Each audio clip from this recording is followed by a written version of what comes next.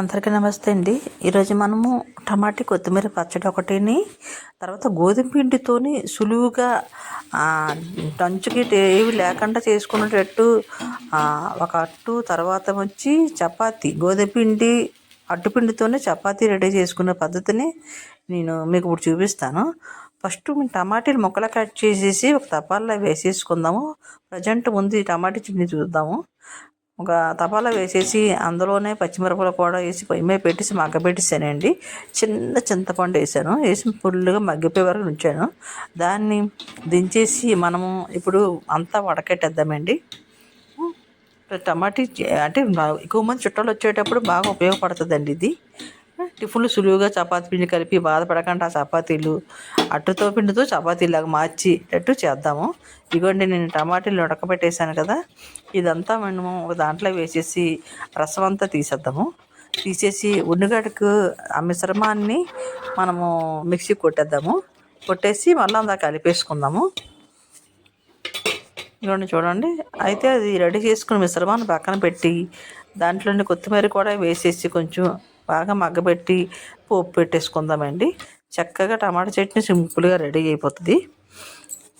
చాలా సింపుల్గా చక్కగా రెడీ అయిపోద్దండి. ఇప్పుడు టమాటాలు చవక్కున్నాయి కదా, అది యూజ్ చేయండి. ఇక నేను చూపించే విధంగాన అయితే సూపర్గా రెడీ అయిపోద్దండి. టమాటా ఇది రెడీ అయిపోయింది కదా. ఇప్పుడు గోధుమ పిండితో ఇంకో 2 రకాలుగా అట్లు వేసుకునే పద్ధతి చూద్దాము.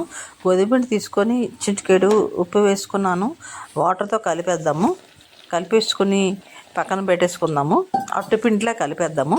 దీంతోనే 2 రకాలుగా చేసుకుందాము. ఇక ఉల్లిపాయలు పచ్చిమిరపకాయలు వేపేసి కొత్తిమీర కట్ చేసి వేపేస్తున్నాను.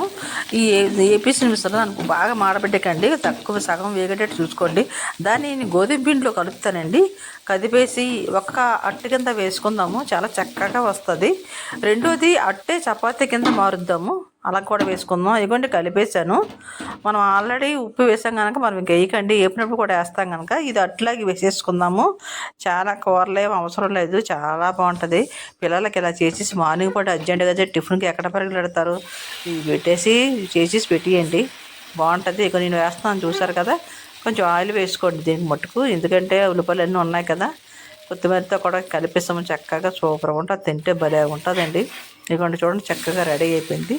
సెకండ్ హాఫ్ మనం ఏం చేద్దామంటే గోధుమ పిండి మామూలుగా ఉప్పు వేసి కలుపుతాం, దాంట్లో ఇంకేమీ వేయకండి. షుగర్ అది ఉన్న వాళ్ళైతే సాల్ట్ తిన్నారనుకో అది కూడా మానేయండి, ఏమవ్వదు.